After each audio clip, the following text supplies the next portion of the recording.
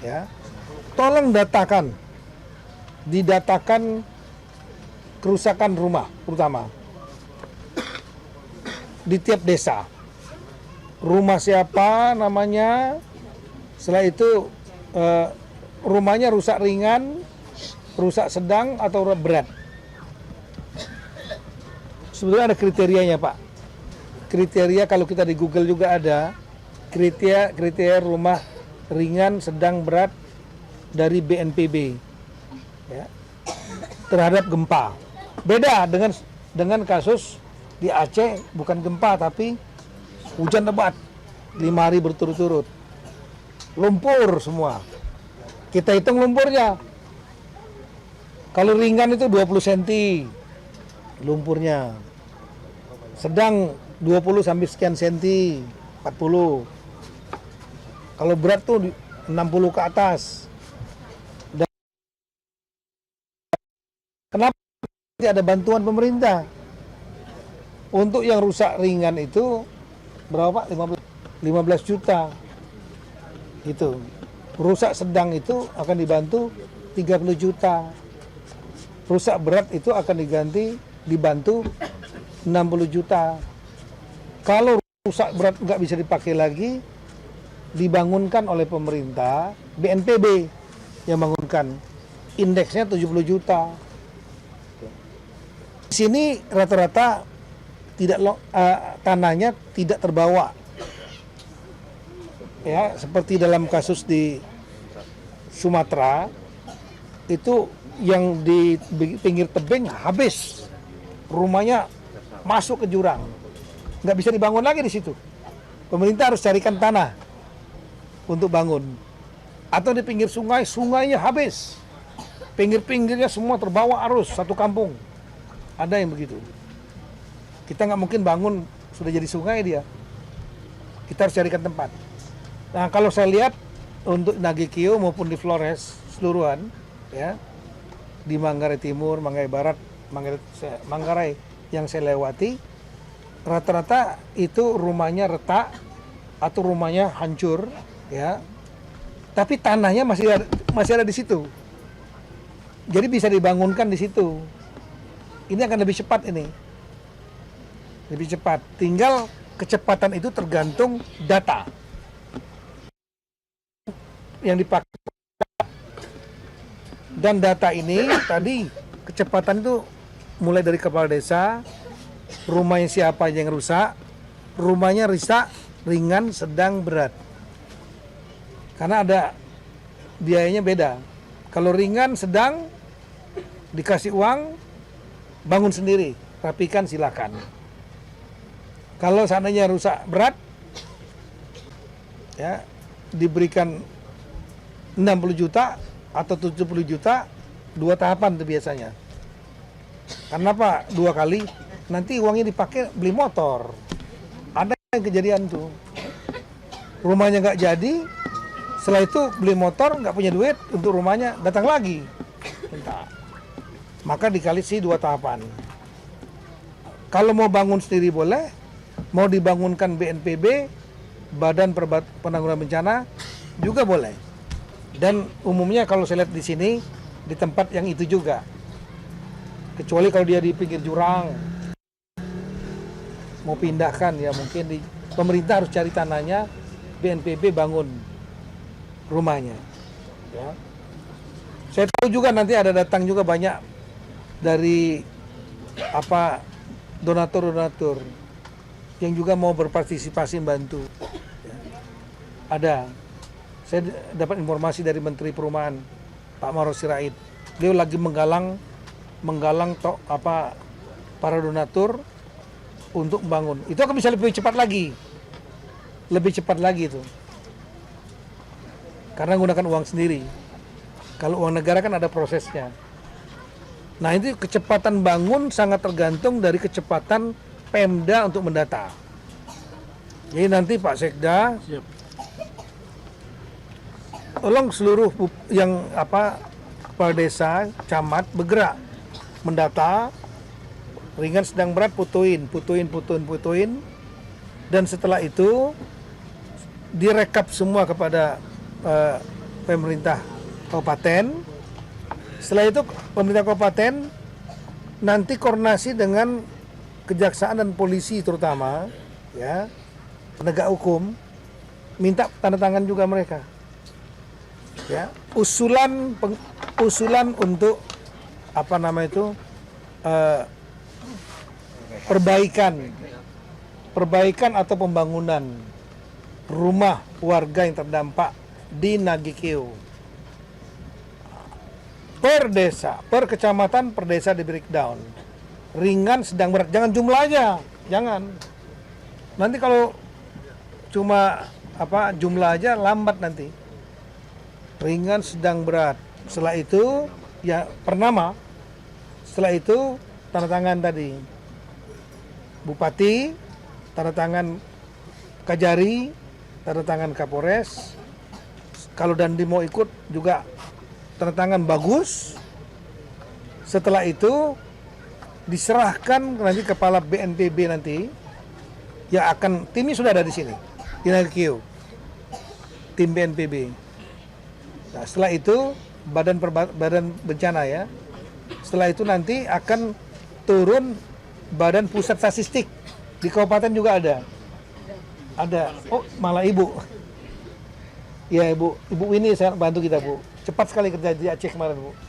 Ya. Nah dari BPS akan cek. Oh iya benar nih. Karena apa? Karena kami pernah lihat ada di satu tempat, kami nggak mau sebutkan lah.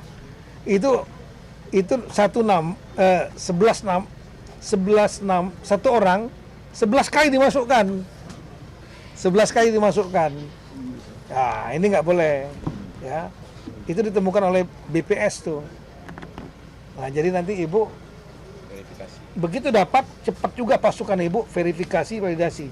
Ya, benar. Betul Bapak ini si A, si B, si C, rumahnya ringan, sedang, berat, benar. Oh, ini enggak, ini enggak ringan, ini sedang. Oh, ini enggak berat, ini sedang.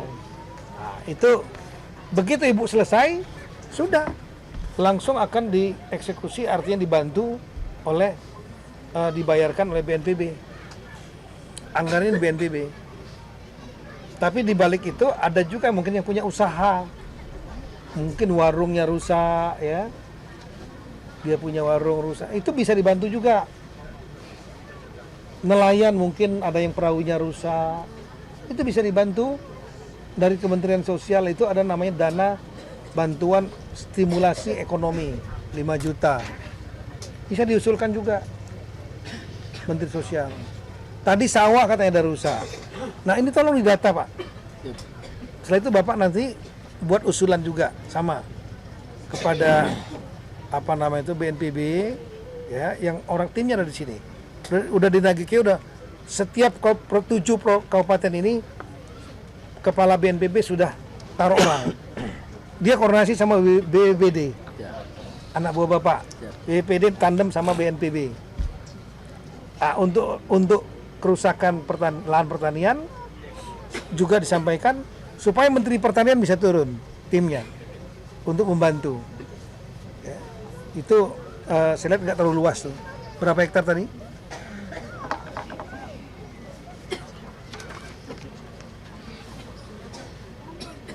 Tanah pertanian 89,40. Iya, nggak terlalu luas, 89 hektar. Ya, itu saya kira lebih mudah untuk ditangani oleh tim dari Kementerian Pertanian. Nah itu kira-kira Bapak Ibu sekalian ya. Yang penting jangan kaget kalau nanti ada gempa susulan yang diperkirakan 2 minggu sampai maksimal 1 bulan. Diperkirakan ya, tapi ini kan urusan Tuhan nih banyak nih.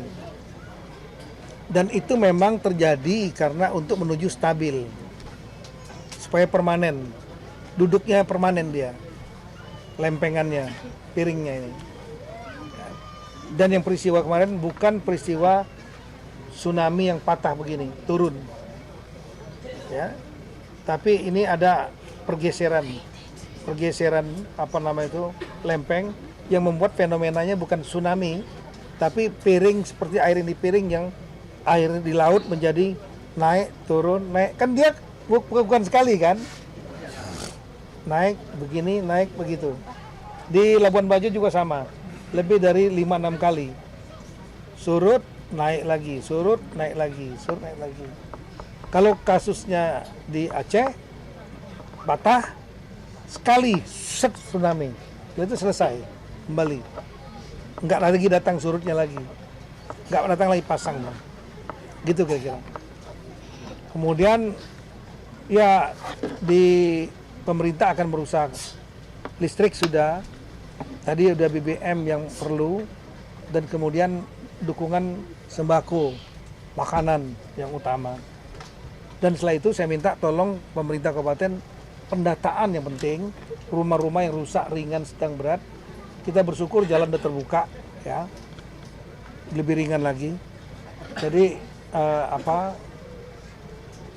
tadi pendataan itu penting sekali karena masyarakat pasti sangat berharap gitu, makin cepat diperbaiki makin baik, ya kan, ya. Nah jadi tapi perbaikannya pun kita nanti lebih baik tunggu ketika gempanya menurut dari BMKG bahwa sudah pada posisi stabil yang tidak ada lagi gempa. Jangan sampai kita baru bangun perbaiki rusak lagi. Itu. Nah, kalau bisa tolong pendataannya ya cepatlah 1 minggu mungkin. Kemudian diverifikasi sama ibu 1 minggu, ya, sehingga pemerintah BNPB segera bisa menyiapkan anggarannya untuk 15 yang ringan, 30 yang sedang. Kalau yang rusak berat mau dibangunkan, mau bangun sendiri boleh. Diberi anggaran nanti 70 juta, 2 tahap. Wah 70 juta kurang bagus, tempat saya, rumah saya cukup besar. Oke, itu 70 juta itu adalah bantuan pemerintah. Kalau nanti mau ada lagi, mau sumbangan dari manapun, keluarga, kenalan, menjadi lebih baik lagi dengan harga 100 juta misalnya, silakan dibantu dari 30 juta dari gotong royong, bisa, ya. Sambil pemerintah juga, Menteri Perumahan Pak Ara Sirait lagi membangun, menggalang donasi untuk bangun perumahan. Kira-kira seperti itu. Mungkin ada yang mau ditanyakan, silakan. Silakan Pak. Silakan. Bapak Menteri memberikan kesempatan untuk menyampaikan pertanyaan sudah saran, karena itu Bapak Desa silakan sampaikan apa yang dibutuhkan oleh masyarakat. Baik, terima kasih. Yang kami hormati Bapak Menteri Dalam Negeri, sebelumnya saya perkenalkan, nama saya Yohanes Samprajatonga, Kepala Desa Baikokan. Bapak Menteri yang kami hormati, Bapak Ibu, rombongan yang juga turut bersama-sama dengan Pak Menteri, saya mewakili masyarakat Desa Baikokan. Pertama menyampaikan terima kasih banyak Bapak Menteri Dalam Negeri sudah datang ke tempat kami, ke pos-pos pengungsian yang ada di desa ini. Kedatangan Bapak Menteri memberikan harapan, kekuatan untuk kami untuk menghadapi situasi yang dialami, walaupun itu tidak hanya terjadi di sini, tetapi juga untuk keluarga yang ada di Manggarai Barat sampai ke Mambere. Tetapi kehadiran Pak Menteri itu benar-benar membuat kami merasa nyaman bahwa ada Bapak yang bisa datang dan dekat dengan kami. Ya. Pertama, saya juga menyampaikan kepada Bapak Menteri, di samping apa yang disampaikan oleh Bapak Sekda Nagekeo, memang ada banyak masalah yang terjadi akibat gempa yang terjadi pada tanggal 15 kemarin. Rumah-rumah masyarakat itu hampir 85% rubuh. Walaupun tidak semuanya jatuh atau rusak berat, rubuh sekali, tetapi rusak berat, ringan, dan sedang. Dan kami sekarang pemerintah desa sedang mendata itu semua. Ya. Nama, kepala keluarga, nomor induk keluarga, Ya. alamat RT sudah sampai dengan foto-foto rumah. Tapi untuk sementara untuk foto-foto kami belum bisa masuk sampai ke dalam karena di dalam kami masih trauma dengan kejadian tanggal 15, sehingga untuk sementara kami data yang bagian luarnya dulu. Itu tidak hanya rumah-rumah masyarakat, tetapi juga ada fasilitas-fasilitas umum yang juga menjadi korban. Ada kantor desa, ada kapela, ada sekolah, ada masjid, sawah dan jalan-jalan tani yang ada di sawah. Kalau jalan umum, jalan negara, saya yakin itu agak tidak mengalami kerusakan, tetapi jalan tani yang berhubungan dengan air itu banyak yang rusak, termasuk dengan saluran irigasi. Kami di sini hanya satu-satunya saluran tersier yang bisa melayani hamparan sawah sekitar 100-an hektar di sini, dan itu patah. Beberapa tempat yang tidak bisa digunakan sama sekali, sehingga air yang ada dari bendungan itu langsung terbuang keluar. Dan saya sangat yakin proses perbaikan membutuhkan waktu lama.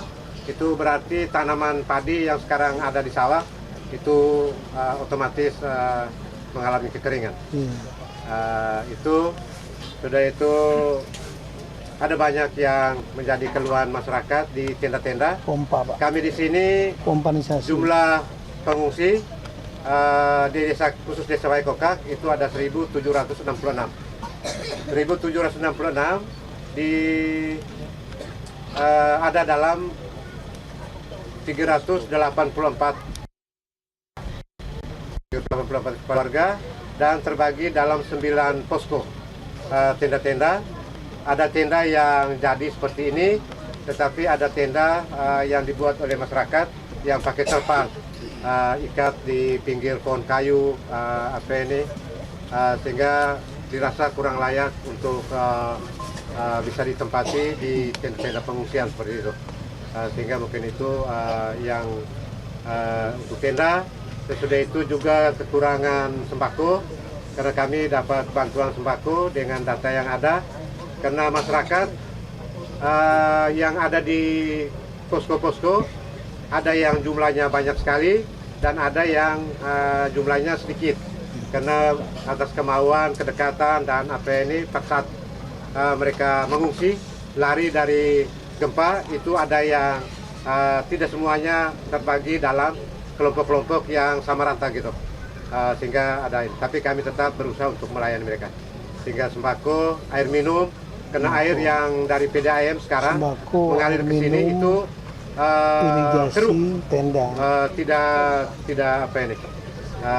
sudah itu mungkin tenda dengan listrik, itu juga kami butuh bantuan, karena ada yang di arah tiang-tiang listrik dekat dengan rumah-rumah, tapi ada yang ada di belakang pegunungan agak tinggi, itu yang malam gelap, tidak ada penerangan. Sudah itu yang lain-lain, saya pikir dari pemerintah daerah juga pasti sudah menyampaikan dari kami yang ada di desa seperti ini. Terima kasih banyak sekali lagi untuk Bapak Menteri yang sudah berkesempatan hadir, dan kami minta maaf kalau seandainya dalam situasi seperti ini tidak seperti biasanya pada situasi-situasi normal. Biasanya kalau yang dari Jakarta datang pasti ada hal yang mungkin lebih baik. Mohon maaf, terima kasih banyak dan selamat siang untuk kita semua. Baik, terima kasih Bapak Desa. Ada lagi 3 orang ya, ibu-ibu. Kalau nggak ada jangan dipaksa. Udah cukup mungkin diwakili Pak Desa. Baik, terima kasih Bapak Saya mau Desa. tanggapi ya. Saya beri kesempatan kepada Bapak Menteri untuk merespon. Ya, yang tadi saya sudah catat diantaranya adalah prioritas sembako tadi ya, tambahan sembako, air minum, kemudian juga tenda termasuk selimut gitu ya. dan yang terakhir tadi adalah irigasi. Irigasi mungkin kalau tadi disampaikan ada 100 hektar, irigasinya ada yang patah. Ya, saya akan sampaikan ini segera kepada Menteri Pertanian. Ini selesai acara ini saya akan WA Menteri Pertanian. Kalau saran saya kalau itu perlu waktu untuk direhab, direkonstruksi yang patah-patah, ada cara lain sebetulnya yang sudah dikerjakan oleh Menteri Pertanian, yaitu memberikan pompa. Jadi dari sumber air, ya, dari sumber air menuju yang irigasi yang nggak patah itu dipompa melewati. Jadi kalau ada irigasi itu patah, nah dari pompa dipompakan ke air menuju saluran irigasi yang masih bagus, sehingga airnya bisa mengaliri sawah-sawah. Itu saya sarankan nanti kepada Menteri Pertanian. Baik Bapak Ibu sekalian, saya kira terima kasih banyak. Ya, nanti kita bagi tugas pemerintah pusat dan pemerintah daerah. Tapi pada kesempatan ini kami juga ingin memberikan tali asih kepada warga yang keluarganya ya wafat meninggal dunia. Nanti biasa dari Kementerian Sosial ada juga bantuan yang nilainya 15 juta rupiah. Tapi ini khusus dari kami, dari Kementerian Dalam Negeri. Kami juga memberikan dengan angka yang sama 15 juta kepada setiap keluarga. Di sini ada Nagekio ada 8 orang yang sekarang hadir di tempat ini. Ada 2 keluarga, yang 6-nya lagi saya titipkan kepada Pak Sekda, Pak ya. Yep. Mohon disampaikan kepada keluarganya. Selain itu juga saya ingin memberikan bantuan sekedarnya, ya apapun juga sepanjang untuk kepada kepala desa Pak ya. Uang itu dalam bentuk 100 juta rupiah Pak ya. Silakan pakai untuk apa aja. Kita mulai. Desa 2 ahli waris.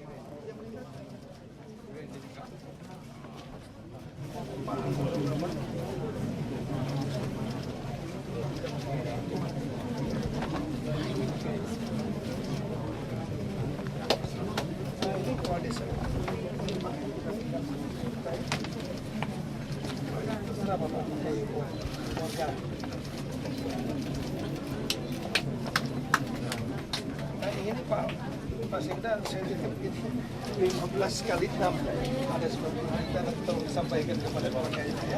Pak di sini.